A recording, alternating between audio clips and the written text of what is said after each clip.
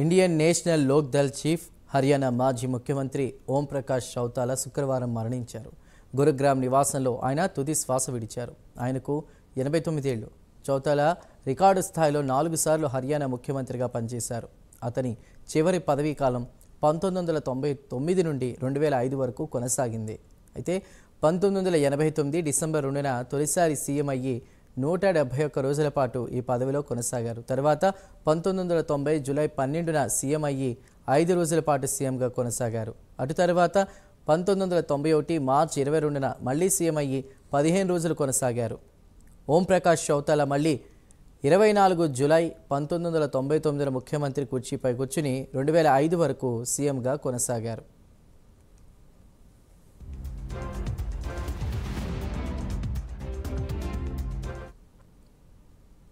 ఇక చౌతాలా జనవరి 1935లో జన్మించారు. అతను భారతదేశానికి 6వ డిప్యూటీ పీఎంగా పనిచేసిన చౌదరి దేవిలాల్ కుమారుడు.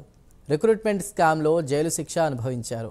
ఓం ప్రకాష్ చౌతాలా తండ్రి చౌదరి దేవిలాల్ హర్యానాకు 2 సార్లు సీఎంగా పనిచేశారు. 1977 జూన్ 21న తొలిసారి సీఎం అయ్యి సుమారు 2 ఏళ్లు ఈ పదవిలో కొనసాగారు.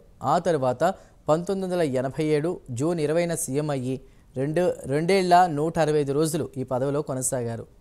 ప్రస్తుతం చౌతాలా కుటుంబంలోని 3వ తరం హర్యానా రాజకీయాల్లో ఉంది. చౌతాలా కుటుంబం 2 వర్గాలుగా విడిపోయింది. ఓపీ చౌతాలా కుమారుడు అజయ్ సింగ్ చౌతాలా జన్ నాయక్ జనతా పార్టీ జేజేపీని స్థాపించారు. అతని మరో కుమారుడు అభయ్ సింగ్ చౌతాలా అతని వద్దే ఉన్నాడు. ఇటీవల ఎన్నికల్లో ఐఎన్ఎల్డి జేజేపీ పార్టీలు ఘోర పరాజయాన్ని చవిచూశాయి.